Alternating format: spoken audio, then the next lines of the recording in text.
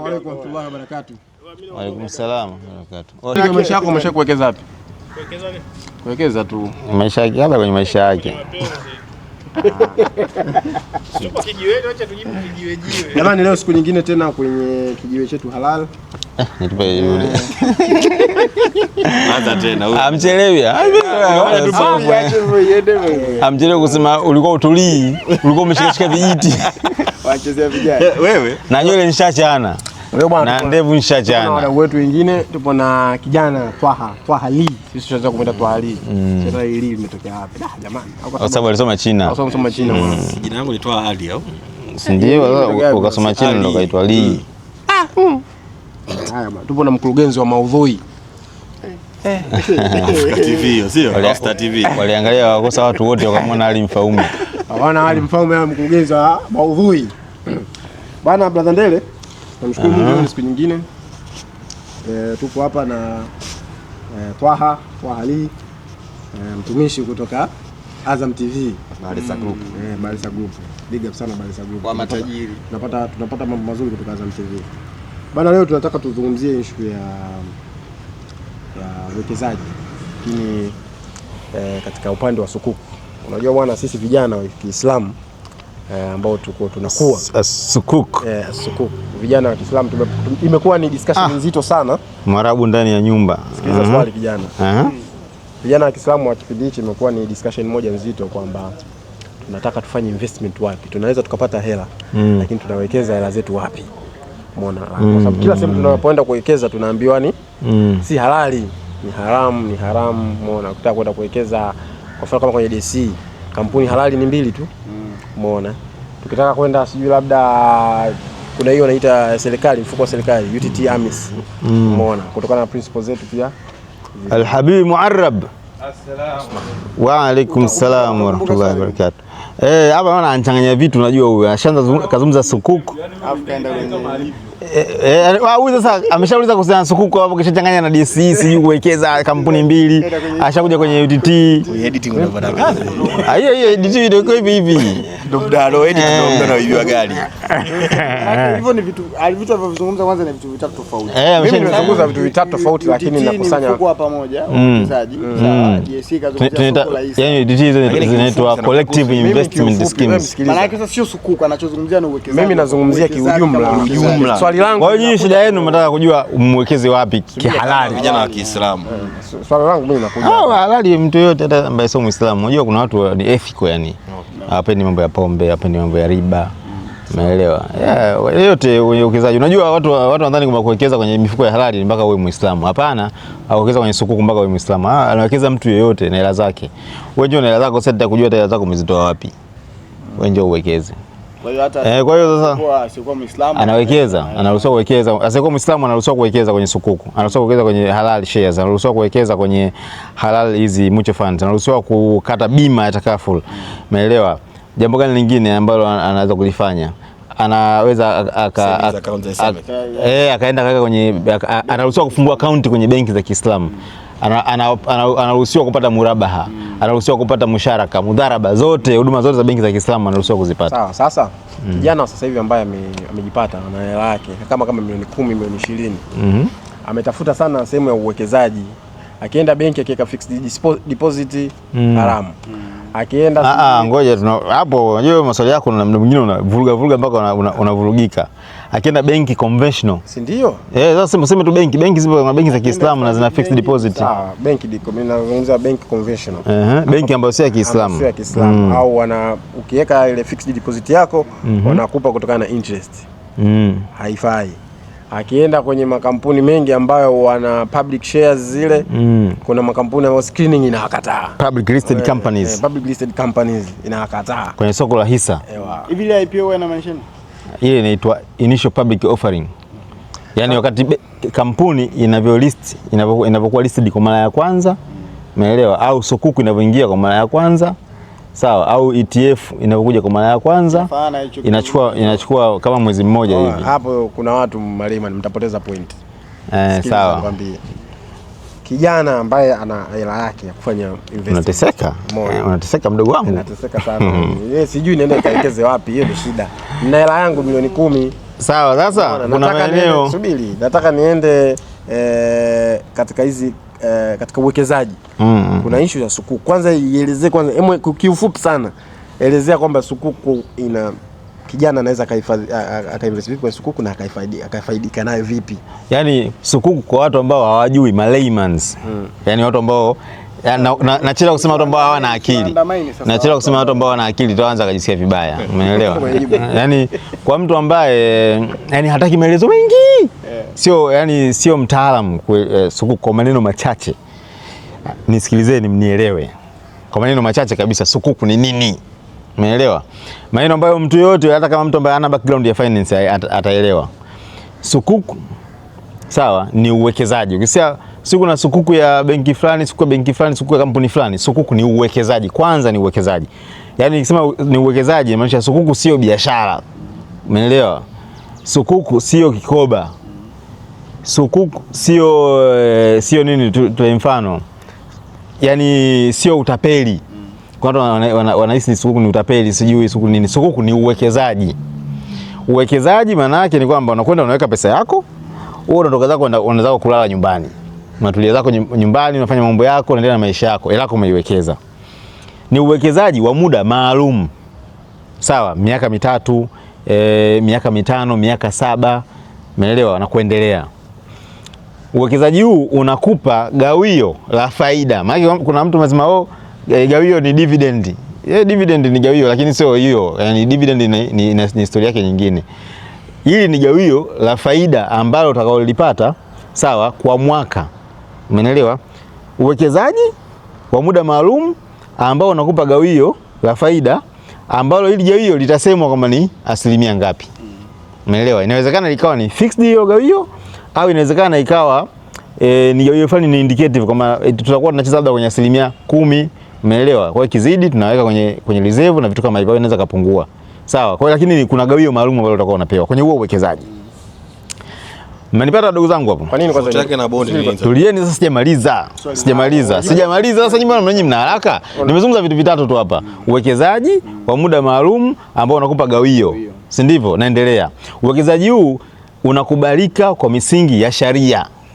Ipi? Umeelewa? Sharia yani. Unapozungumza sharia unamaanisha nini? Namaanisha sheria za Kiislamu. Tukisema sharia tunamaanisha Islamic law. Yaani sheria ya Kiislamu, sheria ya miamala ya kifedha ya Kiislamu inaukubali huo uwekezaji. Umeelewa? Hiyo ya 4, hiyo sifa ya 4. Sifa ya 5, uwekezaji huu unakubalika kwa misingi ya sheria za nchi. Sukuku zinasimamiwa na CMSA, mamlaka ya masuala ya dhamana na mitaji. Umeelewa? Hiyo ni ya serikali. Inasimamia, lakini pia sukuku hizi zinakuwa listed pale Dar es Salaam Stock Exchange kwa maana kwamba zinakubalika. Kwa hiyo unakubalika na sheria na sheria za nchi. Umeelewa? Mwisho wa uwekezaji huu pesa yako uliyokuwa umewekeza unarudishiwa. Sawa? Umeelewa hapo? Umeelewa mdogo wangu? Umeelewa? Kitu gani kingine hapo nimesahau? Katikati unapata nini kabla hujarudishiwa hela? Unakuwa unapokea lile gawio nililosema. Na ile gawio lenyewe unapokea, inawezekana unaweza kupokea mara 2 kwa mwaka au unaweza kupokea mara 4 kwa mwaka kulingana na aina ya sukuku watakavyosema. Sawa. Umeelewa? Umeelezea vizuri. Kwa hiyo kwa mtu ambaye tulia mdogo wangu sio na haraka. Kwa mtu ambaye hataki kuelewa mambo mengi, si certificate of underlying sukuku, Kwa hivyo wekeza utapata gawio mara 4 au mara ngapi? Yaani mara 4 au mara 2 kwa mwaka. Umeelewa? Hela yako itarudishwa baada ya ule muda kuisha. Sawa? Na uwekezaji huo unakubalika kisheria, unakubalika kisheria. Sawa? Ni sheria dini inakubali na serikali inafanyaje? Inaruhusu. Maana yake sio utapeli, sio wizi, sio nini. Kwa hiyo utakuwa unapokea hela zako. Wewe utakachokifanya kama umekwenda umeweka 10 million umeenda kuwekeza. Unasikia sukuku imetangazwa, si sukuku inatakiwa bilioni 10. Umeenda umeweka milioni 10. Unatakiwa uangalie ile sukuku wanatoa gawio la faida ya asilimia ngapi. Bwana pale gawio la faida ni asilimia 10.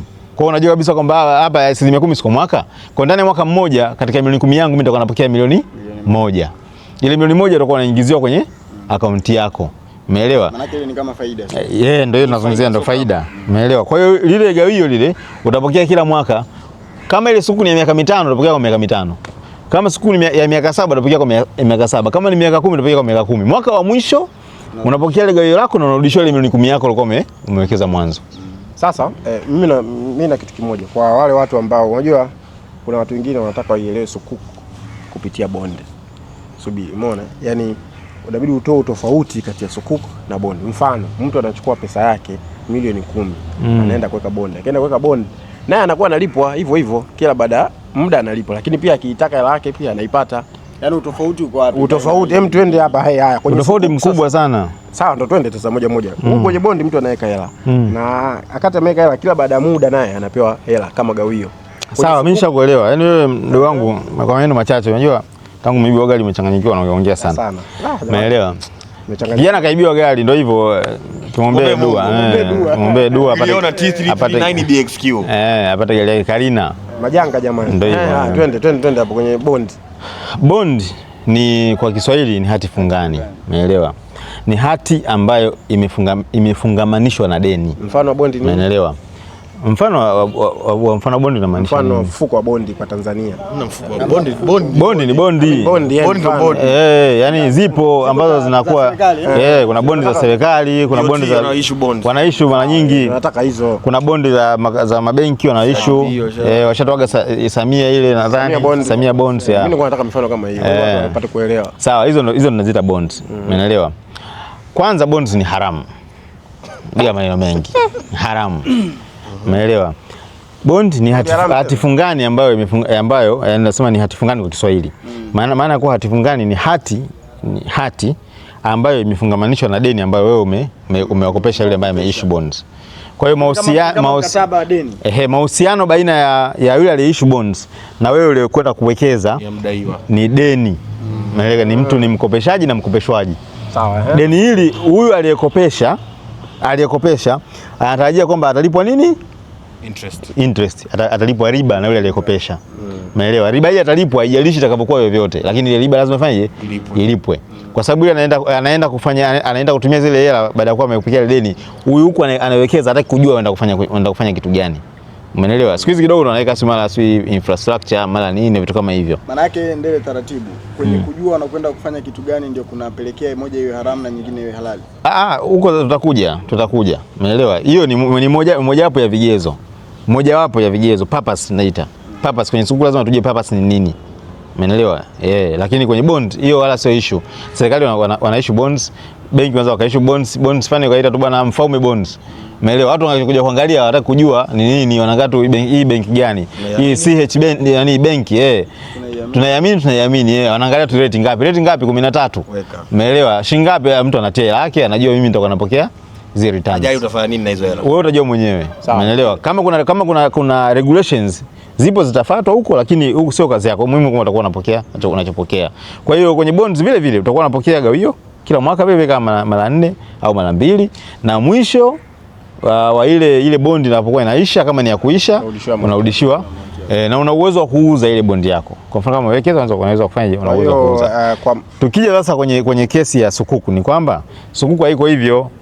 Umeelewa? Sukuk kwanza lazima iwe issued na katika mazingira ambayo ni sharia. Yani uwezekano wewe una baa yako. Sukuk sio deni maana yake. Umeelewa? Sio deni. Umeelewa? Ukopeshi mtu pale. Ngoja nikwambie, sukuk sio deni, lakini inaweza ikawa na mazingira ya deni. Umeelewa? Mwanzoni wakati nakusanywa. Ndio maana nilizungumza very simple kwenye lugha ambayo ni rahisi. Nyinyi mmetaka tuende sasa deep. Umeelewa? Kwa sababu kuna sukuku unaweza ukauza kwenye soko la hisa, kuna sukuku nyingine huwezi kuuza kwenye soko la hisa kwa sababu zinakuwa zimebeba elements za deni. Kwa hiyo maana yake sukuku ikibeba elements ya deni huwezi kuuza. Kwa sababu unakuwa unauza deni. Kwa deni hairuhusiwi kuuza. Hairuhusiwi kuuza deni katika sheria ya Uislamu. Kwa maana yake ukirudi kuni bondi nayo ni deni, kwa maana yake haitakiwi pia kuuza kwenye secondary market. Bondi ni haramu. Yaani wewe unaongeza ualamu wake. Sasa ualamu wake nyinyi huko mkienda kwenye regulations tofauti. Okay. Umeelewa? Kwenye regulations za bonds huko unaruhusiwa kuuza. Umeelewa? Sisi tunazungumzia kwenye sukuk kwa sababu tukisema hairuhusiwi kuuza deni ni kwenye sheria ya Kiislamu. Lakini kwenye sheria za nchi madeni unaweza kuuza. Ni kwamba hiyo yenyewe inaongeza katika ualamu wake wa bondi. Yaani ndio miongoni mwa vipengele. Sawa. Lakini tunaposema sukuk lazima iwe imekuwa issued katika mazingira ambayo ni sheria compliant. Haiwezekani sio kazi rahisi. Haiwezekani kuwa issued kwenye labda mfano benki ya riba wakaja wakaissue sukuk. Ni vigumu. Au si kampuni ya pombe wanakuja wanaissue sukuk. Mbona KCB ni swala akijua kina mbu. KCB wameissue kwa sababu KCB wana Islamic window. Inayoissue sukuk ni Islamic window. Sio KCB Tanzania. Sio yenyewe kama yenyewe. Umeelewa? Mimi nisema kijiwe kina mbu. Leo umeelewa Sasa ngoja huyu mdogo wangu ana haraka huyu, umeelewa? Unaonenda sana. Yaani wewe. Sasa nimekita majibu straight, ni majibu straight. Kuna mambo mengi kwenye kijiwe. Ilikuwa ni rahisi. Ungeweza kusema bondi ni deni. Hii sukuku sio deni na deni. Yaani wapiga bumper to bumper. Ama noma naanza. Bonds ni deni. Sukuku ni uwekezaji, umeelewa? Ambao unapelekea kwenye umiliki wa asset. Umeelewa? Yaani wewe unakuwa zile certificate ambazo unapewa kwenye bonds. Kile kipande cha sukuku inaweza kawa deni kifute. Utawachanganya. Mjinga utafuta. Lazima kijicho siji. Umeona? Sasa bonds nature yake ni deni. Sukuku nature yake ni uwekezaji. Maana yake unakuwa na zile certificate zinawakilisha uwekezaji, unakuwa una own kwenye kitu. Kwenye bonds hakuna hasara. Kwenye sukuku inawezekana ikatokea hasara kwa sababu kuna asset pale katikati inakuepo. Kama ni sukuku labda ijara na nyingine unakuwa na asset. Inaweza katokea disaster. Inaweza katokea lolote likatokea. Likitokea la kutokea ndio maana kwenye sheria ya Kiislamu kuna risk, kuna profit and loss sharing. Yaani kwa hii risk sharing lazima iwepo. Na kwenye bonds za kule hakuna. Kwenye bondi ikitokea la kutokea watu lazima walipwe. Elezea vizuri zaidi kuhusiana na umiliki. Umezungumza kwamba kwenye sukuk ni uwekezaji ambao unakuwa sehemu ya umiliki. Kwenye bonds unakuwa hauna umiliki. Kwenye bonds hakuna asset yoyote hapo katikati. Kwenye sukuk nini tunamiliki? Kunakuwa na either kutakuwa na asset hapo katikati au kutakuwa na project inaenda kufanyika. Kuna mali asset si mali. Wewe hujui asset maana yake ni nini? Simba Zanzibar sukuk. Haya, nataka nitumie mfano wa Zanzibar. Mimi sikutaka mimi kufika huko, nyinyi wadogo zangu mnipeleka. Tuwasaidie watu waelewe mfano. Okay, sukuku ya Zanzibar, asset ambayo iko pale ni uwanja wa ndege. Sawa. Unaelewa? Kwa maana yake mimi nikinunua sukuku na kuwa sehemu ya umiliki wa uwanja wa ndege. Yaani kwenye sukuku kuna mikataba ambayo tunaitumia, mikataba ya kisheria. Sawa? Mikataba katika Islamic finance iko mingi. Kuna ijara, kuna murabaha, musharaka, mudharaba na mingine. Tutaizungumza siku moja mdogo wangu, sawa? Sasa kwenye sukuku ya Zanzibar mkataba ambao umetumika ni ijara, unaitwa ijara. Umeelewa? Tukisema ijara tunamaanisha ni kwamba unampa mtu manufaa ya kitu fulani ambacho yeye atakulipa renti. Umeelewa? Yaani maana yake ijara ni kukodisha, ni lease. Sawa? Kwa mimi nikwambia mimi nakupa mkataba wa ijara, yani wewe kwenye nyumba yangu nikisema nakodisha nyumba yangu. Unauliza tena swali lingine? Ngoja nimalizie. Kwa hiyo bonds nasema ni deni, sukuku sio deni, ni uwekezaji. Umeelewa? Na kuwa wewe ni sehemu ya wamiliki wa mradi au wamiliki wa asset fulani. Tumetoa mfano wa sukuku ya Zanzibar kwamba wale wawekezaji wao wanakuwa ni wamiliki wa uwanja wa ndege wa Zanzibar. Serikali ya Zanzibar inauza ule uwanja wa ndege kwa wananchi. Wananchi ambao ni wawekezaji wakiwekeza wananunua ule uwanja wa ndege, then wanaukodisha ule uwanja kwa serikali wanakuwa wanalipa rent. Zile rent wanazolipa serikali kwa kuutumia ule uwanja. Sawa, kwa ajili ya shughuli zao. Hizi rent ndo tunazokuja kulipwa sisi kama gawio. Umeelewa? Kwa hiyo mtu mwingine anaweza akasema bwana, kwa mfano ni imetaja kwenye percentage. Percentage ni namna tu ya kutaja namba. Ongeza hata kutaja kwamba kwenye namba kamili ingewezekana. Umeelewa? Kwa hiyo inakuwa ni hivyo. Kwa hiyo sukuku ni sharia compliant, bonds sio sharia compliant. Sukuku tunagawana riski, kwenye bonds hakuna kugawana riski. Umeelewa? Tukapata hasara. Inawezekana kwenye sukuku tukapata hasara, inaweza katokea au unaweza tukakatia bima. Umeelewa, na vitu kama hivyo. Sasa bwana Ndele, kuna yani unajua mtaani kuna marafiki wenzetu ambao walishaanza kufanya investment katika sehemu ambazo sio halali bila wao kujua. Wamefanya investment katika bondi, wamefanya investment katika share, wanatakiwa watoke huko kote. Na katika ufanyaji wao investment Mungu kawajalia wamepata madonge manono. Ukiangalia mtu portfolio yake sasa hizi unaweza kukuta ana milioni 200, faida milioni 150 yote. Faida katika sehemu. Je, hiyo hela milioni 150 anafanya nini? Aje atupe kijiwe au anafanyaje? Anatakiwa itoe sadaka kama vile tulivyozungumza kwenye gawio. Sadaka anatakiwa itoe sadaka, ampe mtu yote ambaye anastahili kuopa sadaka au kama taasisi na vitu kama hivyo. Tena hiyo sadaka yenyewe yeye anatakiwa asifaidike nayo. Umeelewa? Kutoa publicly. Yani asije akafanya asifanye kama sesera, kwa maana kwamba akaalika watu akamchukua kwa video anatoa sadaka hapa na yeye. Na hata pata thawabu kwa sababu pale ile ni kama vile sadaka chafu. Kinachofanyika pale ni kupurify. Unajua ni milioni 150 Brother Ndele. Sasa si mtu ambaye anajali kuhusiana na akhira yake. Ni hela ndogo sana. Unaelewa? Unajua kula mali za haramu, unawezekana watu wakaona ni kitu bora, lakini mali ya haramu haina baraka. Inaondoa baraka. Umeelewa? Inaondoa baraka kwenye mali. Mwisho wa siku wewe unapata milioni 150, lakini milioni 150 yako ukishafika miaka 45 unaanza kumwa sukari. Umeelewa? Una sukari, una pressure, mara sijui figo imefanya kitu gani, unasikia figo imefeli. Kila wiki unaenda kufanya dialysis. Ile dialysis kila wiki. Unajua ni shilingi ngapi mdogo wangu? Hatujui. Minimum 200,000 kwa wiki. 300 kwa wiki. Kwa wiki minimum. Umeelewa? Sio kama sema kwamba watu ambao wanaumwa magonjwa ndio wana mambo kama hayo. Lakini unaweza kujikuta unajisababishia matatizo ambayo kwa sababu tu kuna mali fanya haramu ulikuwa umefanyaje? Umeila. Kwa hiyo mtu ambaye anaogopa Mwenyezi Mungu anachunga misingi ya dini yake, anachunga dunia yake na akhira yake. Hawezi kuogopa kutoa hela yote kwenye sadaka. Umeelewa? Kama kuna mtu anatoa milioni 100 anachangia tu shughuli fulani hivi sio ya chama, sio shughuli ya nini. Mtu atakuwa kutoa milioni 100 kwa ajili ya kuitoa kama sadaka ya nini? Umeelewa? Naomba niulize upande wa pili. Huyu kauliza kwa wale ambao tayari wamekwisha wekeza katika sehemu ambazo sio sahihi. Kwa yule ambaye sasa anatamani kuwekeza, kijana na vile vyake ajui wapi pa kuwekeza.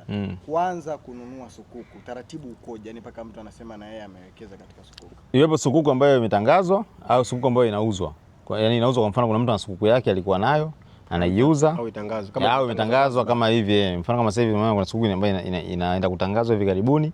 Umeelewa? Wewe unakwenda pale una CDC account yako, una pesa zako, unafungua ile account unawekeza. Unaweza ukawekeza kupitia, kuna watu ndio collective agents, umeelewa, brokers, umeelewa, na wengine taasisi nyingine, au unaweza ukawekeza wewe mwenyewe direct ukaenda kwenye ile taasisi ambayo imeissue ile sukuku, kama ni benki ukaenda moja kwa moja ukawekeza na mfano wake. Na tunavyosema watu wamewekeza kwenye mazingira haramu, sio tu kwenye bonds peke yake. Watu wamewekeza kwenye hisa. Umeelewa? Wamewekeza kwenye hisa ambazo ni za haramu. Kwenye DSE, Dar es Salaam Stock Exchange, kuna kampuni ambazo ni za haramu, uruhusiwi kuwekeza. Kama unaenda mbali. Je, yule mtu ambaye aliwekeza kwenye hisa, je, anaenda kutoa sadaka capital gains au anatoa sadaka nini? Inategemea sasa.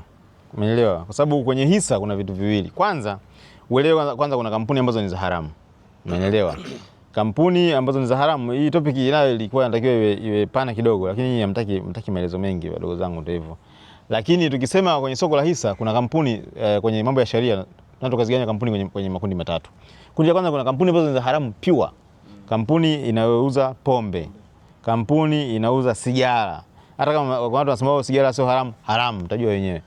Kampuni ambayo ya benki za riba, benki za riba, umeelewa? Kampuni benki za riba, kwa sababu pale biashara kubwa ni riba, ni haramu kuwekeza kwenye hizo kampuni. Na mabenki yanajulikana, mabenki ya riba. Kama kuna benki yote ambayo sio sheria compliant na ina hisa zake kwenye soko la hisa, ni haramu kuwekeza. Umeelewa? Alafu hilo ni kundi la kwanza, ni haramu, inajulikana kabisa kwamba hizi kampuni ni haramu. Kuna kundi la pili, kuna kampuni ambazo zile products zake zile au shughuli zake ambazo zinazifanya sio haramu, lakini ndani yake zina uharamu, yani zimeingizwa na mambo ya uharamu, au namna ambavyo zinaendeshwa kwa misingi ya haramu, zina mikopo mikubwa ya nini, yani ya riba, wameweka hela zao kwenye maeneo ya riba. Umenipata? Hizi kampuni hizi nazo pia ni haramu vile vile kuwekeza. Umeelewa? Alafu kuna kundi la tatu, ni kampuni ambazo zenyewe ni halali pia. Kwanza zinafanya biashara ambayo ni halali, lakini namna ambavyo zinaendeshwa sawa, hazina mambo mikopo ya riba, hata kama zipo kidogo sana, ambao wanazuoni wamekubaliana kwamba hii ni tolerable. Umeelewa? Kwa hizi kampuni za namna hii, hizi ndio kampuni ambazo zinaruhusiwa kuwekeza kwenye soko la hisa la Dar es Salaam. Hizo kampuni ziko hizi mbili ambazo zinaruhusiwa kuwekeza, ambazo tunaruhusiwa kufanyaje, tunaruhusiwa kuwekeza. Nileta hapo, tutakaa kidogo. Umeelewa? Sawa, naendelea. Sawa. Kitu kimoja muhimu cha kuzingatia ni kwamba hizo kampuni ambazo hizo mbili sio kama ndio zitaendelea kuwepo siku zote, kwamba ni wewe kwa kuwa ndio hizo, kuna muda status inabadilika. Zinaweza zile kampuni za kundi la pili zile ambazo tunasema zile ni za halali lakini zinaendeshwa kiharamu na mazingira ya haramu, zinaweza kaja zikawa halali. Kwa hiyo zikaongezeka. Na hizi zingine zinaweza pia zikatoka. Umeelewa, zikawa haramu. Kwa hiyo wewe inabidi kila baada ya miezi mitatu wana publish ile zile ripoti zao, quarterly report. Inabidi uwe karibu na zile kampuni ambazo zinafanya screening. Wale wana publish ile status kwamba bwana, hizi kampuni fani sasa hivi ni halali, kampuni fani sasa hivi ni haramu. Riba tunakubaliana kwamba riba ni haramu kabisa. Hiyo kuna kauli ameizungumza hapa kwamba riba yake inavumilika. Riba yake inavumilika kivipi? Nani kasema? Kuna kampuni hizo ambazo ni halali nasema wanazuona makubaliano. Zafanya biashara ambayo ni halali. Swali lako nishakuelewa mdogo wangu. Inavumilika. Hilo swali lako linataka lizue utata. Umeelewa? Hilo swali lako linahitaji mtu ambaye ni muelewa sana, hawezi kunielewa. Umeelewa? Lakini kwa faida sitaki kulijibu kwa sababu umeelewa? Kwa hiyo tuliache. Umeelewa? Bora hata ushike bwega. Tuendelee. Sasa ninachomaanisha ni kwamba kama umewekeza kwenye kampuni ile ambayo ni ya haramu, wewe ndio umekuta, umeona na hii clip, umesikia kwamba kuna kampuni zile ambazo ni za haramu. unatakiwa uende ukauze zile hisa zako. Sawa, ukauze hisa zako. Ulinunua hisa wakati ilikuwa shilingi 2000. Sasa hivi imefika shilingi 2600, unajua kwamba ni haramu. Kauze kwa bei ya 2600. Sawa. Ile shilingi 600 ile unaenda kuitoa sadaka. Ile 2000 yako unabaki nayo. Unabaki na 2000 yako, unaangalia kampuni gani ambayo ni halali unawekeza. Ulinunua hisa 2000, sasa hivi ni shilingi 1500. Umeelewa? Wanazuoni hapo wengi wana kauli mbili. Kuna ambao wanasema subiria kama kuna trend ya kwamba inaweza ikapanda, ikafika mpaka shilingi 2000, ikifika 2000 uuze. Umeelewa? Lakini kuna ambao wanasema kwa kuwa ile ni haramu. Hapo ulipopata taarifa ili usije ukafa na mzigo wa haramu. Hapo uza. Hiyo hasara mimi shukuru Mwenyezi Mungu. Mimi bwana naomba of course nashukuru sana kwa maelezo yako brother Ndele. Maelezo mazuri. Na najua unatamani upate muda mrefu nini kuelezea mada. Kwanza elimu ndio mlipie. Mimi na hapa tu bure hapa Nyikijiweni ndio hivyo basi. Mimi naomba niende kwa Twaha. Naonea huruma. Twaha bwana. Kuna swali moja dogo sana la Mwalimu mfunge. Nataka tufunge na hili. Nani ambaye anasema kampuni hizi zinafaa kuwekeza, kampuni hizi hazifai kuwekeza? Kwa hivyo swala msingi kweli. Kwa Tanzania hapa kuna kampuni inaitwa Shirka. Sio kwamba wanasema wao wanaamua, no. Shirika wanafanya screening kwa sababu wana utaalamu na wanajua hiyo vitu. Wanafanya screening, wana publish kwenye page zao. Sasa wewe inabidi sana uifuatilie Shirika ili uweze kuiamini. Wajibu sasa. Ni kampuni ambayo ni credible, Nani kasema kampuni ni credible? Mimi hapa nakwambieni, niamineni mimi. Umeelewa? Kwa nini tukuamini wewe? Kwa nini usipe vigezo kwamba ina 1, ina 2, ina 3? Kama vigezo gani nyinyi mnataka mfano? Yaani sijui, yaani unaambia watu wana nini? Shirika ni kampuni. Unajua tatizo kwenye video ukizungumzia kampuni hivyo nyinyi mnataka nyinyi unaweza tukaribu reputation ya kampuni yako. Nyinyi eleweni kwamba sikiliza. Hatuwezi kuharibu, sisi tuelezea vizuri. Sisi watu tunaenda Shirika, tunaenda kuwekeza Shirika. Kwani tusielekeze Shirika? Sisi tunataka kujua ni kampuni gani halali za kuwekeza. Tukaangalie kwa nani, tupate nani atuambie. Nasisitiza ili kujua kampuni zipi ambazo ni halali kuwekeza kwa Tanzania. Ndio. Unatakiwa utafute kampuni ambayo inafanya screening au taasisi ambayo inafanya screening. Ambazo mfano. Unaelewa? Kwa Tanzania ambao wanafanya hiyo kazi ni kampuni inaitwa Shirka Asset Management. Ni kampuni ambayo kwanza yenyewe ni sheria compliant na wana utaalamu, ni wajuzi, wana timu ya kufanya hivyo, wanaaminika na wanazuoni wa Kiislamu na wanaaminika na serikali. Wanafanya hiyo kazi kila miezi mitatu wanafanya hivyo. Kwa hiyo wanachotakiwa kufanya ni kuinstall ile wana application. Una install app yao, unaingia huko ndani utakuta hizo wamelist kwamba ipi ni halali na ipi sio. Shirika siku akija kukwambia Shirika akitutangazia bwana jamani Vodacom ni halali, tunatiririka. Bila kujali. Sisi tunawaamini kama vile kwenye sheria ya bodi vile tunazungumza. Nashukuru. Twaha. Mimi nimepata bahati kukuona wewe ukiwa kwenye benki. Umepata bahati ya kufanya kazi benki na benki ya conventional. Lakini ukahama. Mimi nataka nijue leo sababu zako za kufanya wewe uchomoke. Je, ni sababu za Bwana Ndele au sababu za kimaslahi, mambo ya fulusi? Kweli nilishawahi kufanya kazi katika moja ya benki kubwa hapa Tanzania hapo awali, lakini pia nitataja sababu kwa nini niliondoka, lakini sitataja kwa mpangilio wa umuhimu. Sawa, yani kwanza unajielezea vizuri yani random reason. Kama unasoma vile. Sababu ya kwanza ni kwamba nilipata kwenda nafasi ya juu zaidi huko nilipokuwepo. Namshukuru Mwenyezi Mungu, na huko ni nafasi ya kuwa idara. Na pia nafanya moja kwa moja kazi na wakurugenzi. Naam. Ambao wao wanaripoti moja kwa moja kwa bodi. Hiyo moja. Lakini pia nafasi hii nafasi niloenda sasa hivi imeniongezea upeo mkubwa. Nilipokuwa benki nilikuwa niko specifically kuni niche moja ya human resource. Sasa hivi nasimamia biashara kiujumla na hata sometimes pia nasaidia pia human resource kutokana na nilikuwa na experience ya awali. Hela pia zimeongezeka. Tunashukuru Mwenyezi Mungu, hela sio kitu. Hela sio. Mnajua wananchi wanasemaga, kuna wazungu wanasemaga katika somo gumu ambalo mtu atakuja kujifunza mwenyewe ni money does not buy happiness. Hili ni somo ambalo hawezi kumfundisha mtu, atakuja kujifunza mwenyewe. Mimi bwana nilie kwenye Lamborghini. Mpaka sasa hivi unazo. Mpaka sasa hivi mnazo. Kwa sababu hiyo kofia umenunua kwa hela. Kwa sababu pesa, nashukuru Mwenyezi Mungu. Pesa wanasemaga yani ni mbele kwa mbele. Hajai kurudi nyuma, lakini sio kama mnavyodhani. Yani pesa ilikuwa sababu namba 4. Sababu namba 4 pia ni kwa sababu pia hichi kijiwe kilikuwa kina exist toka muda. Katika jitihada tunamwomba Mwenyezi Mungu, sisi tunajua hatusemi kwamba sisi ni sisi wanasema we are all sinners, hata kuni dhambi na watu wenye dhambi wengi ni wazuri ni wanaotubu.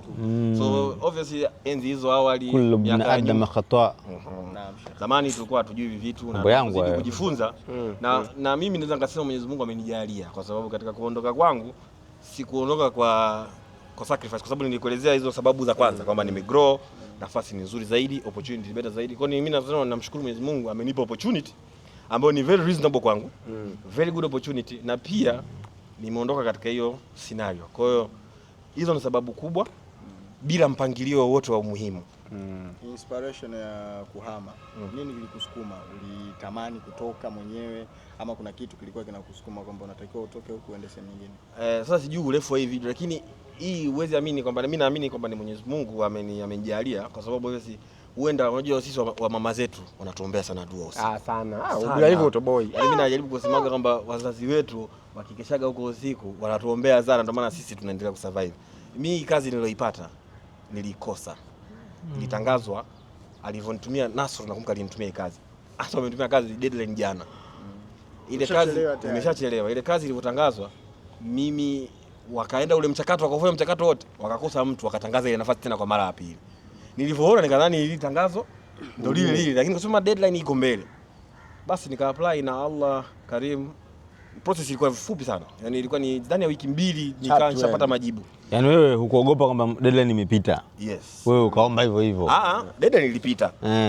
Ila watu mchakato kaenda, wakakosa mtu, wakarudia tena kutangaza ile tangazo. Ilikuwa advertised. Kwa hiyo tunasemaga katika Waislamu wanasemaga riziki yako imepangwa, wewe unatafuta baraka. Riziki filimanyati. Wanasema watu riziki mtu hawezi kuiziba, anaichelewesha.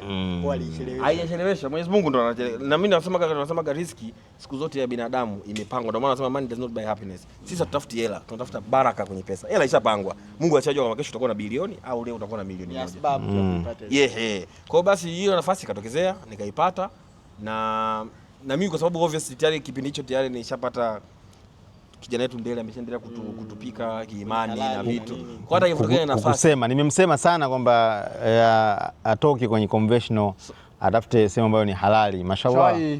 Kijana kwa vizuri. Kadhaa ushawahi kujutia kuondoka benki? Kijana. Kujutia sijawahi.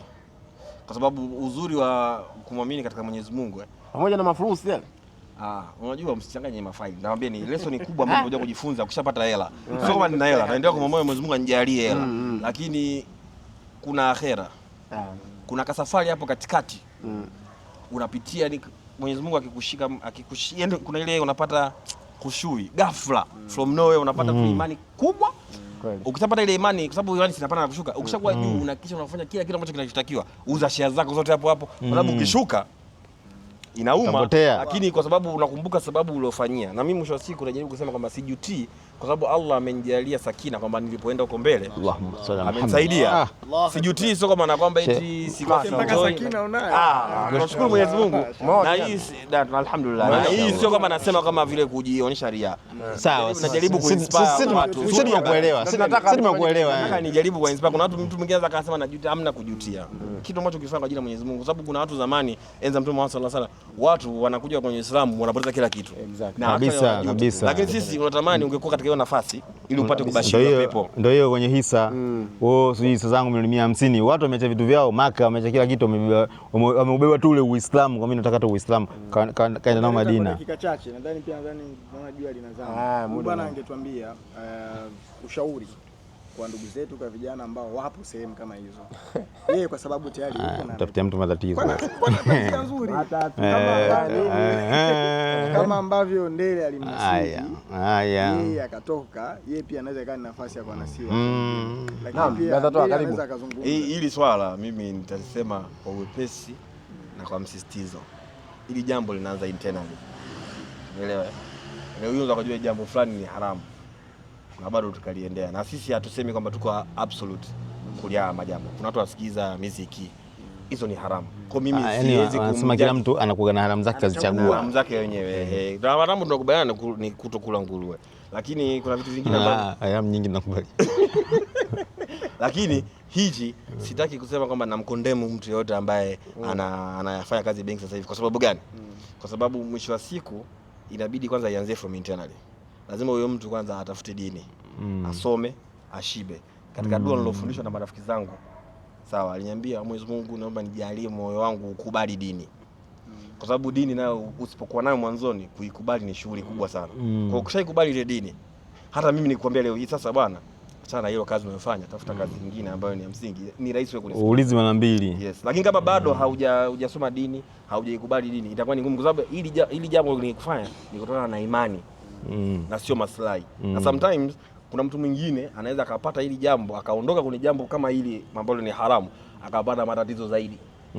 Na hamna garantia ya success. Watu wanaanza kwamba tulikwambia sisi wewe. Kwa hiyo cha msingi ni kwamba unatakiwa utumainie kwamba Allah ulijifanya dini haya kiko wapi? Lakini ukiangalia wale Waislamu sasa hivi wamebashiriwa pepo, wengine wako na Mtume sallallahu alaihi wasallam. Allah atubakishe kwenye njia ile. Amin. Tuendelee kumwomba Mwenyezi Mungu. Nikupe mkono nikushike bega. Ameni-inspire, nadhani atakuwa ame-inspire pia wengine ambao. Mimi swali langu la mwisho kabisa narudi tena kwa brother Ndele. Nitaomba nijibu kifupi kabisa. Mimi brother Ndele bwana mimi namjua Ndele, amemaliza bachelor yake ya masuala ya account. Kitu ambacho alikuwa akipendi. Sio alifika huko. Lakini ndo akamaliza. Na tangu namjua akaenda kufanya kazi, alipoenda kufanya kazi, lakini baadaye akaenda kusoma masters finance Uingereza. Yaani katika kijiwe yeye pekee yake ndo ana masters. Mashaallah. Ndio kufurahia. Sio maana anaweza kukaa chini sasa fikiria. Hiyo masters sio Tanzania. Sio ya Tanzania. Sasa mimi nataka kwa uchache sana kwanza tueleze kitu gani kilichompush yeye mpaka ameenda kufanya masters ya Islamic finance. Yaani kwa sababu mimi mwezi kutegemea Ndele ameenda kufanya Islamic finance. Kitambo unajua kitambo mpaka nishaanza kusahau. Haulijua kazi sehemu kutoka Buza. Hamna, yani unajua kutoka Buza mpaka Ulaya. Uingereza kusoma masters ndani alafu mwaka mzima. Umenyanyua Buza. Kwa ufupi sana naomba tuelezee kwamba tuelezee kitu gani kilichokusukuma wewe uende. Kwa ufupi sana. Hamna, mimi nimeenda kusoma Uingereza 2021. Nimeenda kufanya masters inaitwa Masters of Science in Islamic Banking, Finance and International Business. Dundee University. Inaitwa University of Dundee, Scotland. Jamani. Scotland. Unajua pale Uingereza kuna nchi kama 4. Kwa hiyo kuna England, Wales. Najua nyinyi mnasemaga Wales, inaitwa Wales. Naelewa Northern Ireland na Scotland. Kwa hiyo nimeenda 2021 nikafanya, nikasoma, nikagraduate 2022 then nikarudi 2023. Msukumo wako ni nini? Naelewa. Msukumo wangu ni kusoma, ni upgrade career yangu. Unajua mimi kwetu kwenye familia yetu mimi ndo mtu wa kwanza kufaulu form 4. Unaelewa? Sio kumaliza kwa hii au? 2012 Buza begani. 2012 mimi ndo mtu wa kwanza kufaulu form 4. Mwanzo form 4 kuna kangu alikuwa ametangulia. Lakini kufaulu form 4. Mimi ndo mtu wa kwanza kwenda form 5 na form 6 na nikafaulu. Mimi ndo mtu wa kwanza kupata degree. Umeelewa? Kwenye upande wa familia. Yaani hiyo inamaanisha kwenye upande wa baba na upande wa mama. Kwenye ukoo. Umeelewa? So hii spirit imekuwa ikinipush kila ninapokwenda, naona bado sijafika. Yaani na wale ambao wanakuja nyuma yangu, kwa sababu mimi sina kioo. Mimi sikuwa na mtu ambaye ananiinspire kwenye familia. Mimi nimekuwa inspired na watu ambao ni watu wa nje, na kukutana nao, watu ambao namingo nao na vitu kama hivyo. Kwa hiyo nilimaliza degree, nikaona nikaanza kufanya kazi, then nikaona hizo opportunities za kufanya masters, nikafanya application. Kwa sababu kuna kitu kimoja, mimi nimesoma accounts lakini sio mpenzi sana wa accounts. Umeelewa? Yaani hiyo inazungumzia yani honest. Mimi sio mhasibu sana. Umeelewa? Ndio maana kazi ya uhasibu ukinikuta naifanya kwa ghadhabu sana. Umeelewa? Sio mtu sana wa finance. Lakini mimi miaka yote nimekulia kwenye mazingira ya dini. Wengine wanitaga Shendele. Unajua kuna watu wanajua Shendele, yani hata jina kwangu hawalijui ni nani.